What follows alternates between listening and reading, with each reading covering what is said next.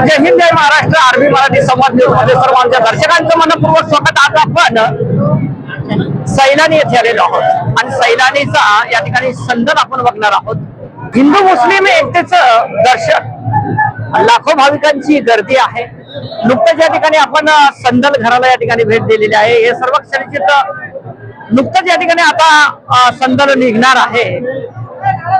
चादर या ठिकाणी चढवल्या जाणार आहे. आपण बघतोय की कशा पद्धतीचं वातावरण या ठिकाणी आहे. आपण या ठिकाणी थेट या ठिकाणी काही प्रतिक्रिया या ठिकाणी जाणून घेणार आहोत. क्या बता सकते हैं इस संदल के बारे में? संदल में अभी 27 साल हो गया. इसका जो महिमा है वो दुनिया में कहीं भी नहीं कर सकता. इसकी हर चीज से नजारा है. आपको जो चीज एक बार आप आ गए इधर तो आप हमेशा आ जाओगे. आपकी इच्छा कोई भी एक बार देख लिया उसकी जिंदगी संवर गई. मन्नत पूरी हो जाती है. पंढरपूर और एक ही एकदम अशा पद्धतीचं वातावरण या ठिकाणी आहे. आपण थेट बघू शकतो या ठिकाणी कशा पद्धतीचं या ठिकाणी वातावरण आहे. खरी गोष्ट या ठिकाणी पोलिसांचा सुद्धा या ठिकाणी तगडा बंदोबस्त लावण्यात आलेला आहे.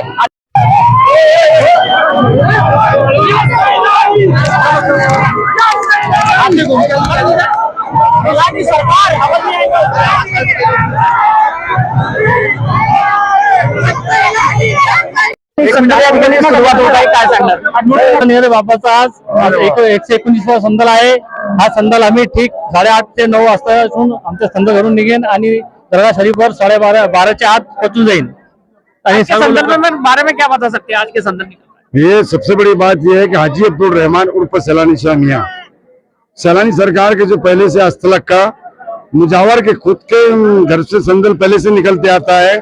सैलानी बाबा की दरगाह भी जो है मुजावर के खुद के जमीन के अंदर में है.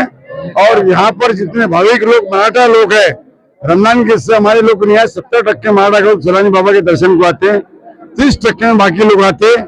और जितना भी कारोबार होता है मुजावर के हाथ से होता है. मुजावर के हाथ के सिवाय और कोई अरे गरे नत्तुआ के हाथ से होता नहीं है. मैं सैलानी से शेख शफीक शेख करीम मुजावर सैलानी, हम सर्वभाव समाधान हक सैलानी यहाँ सैलानी.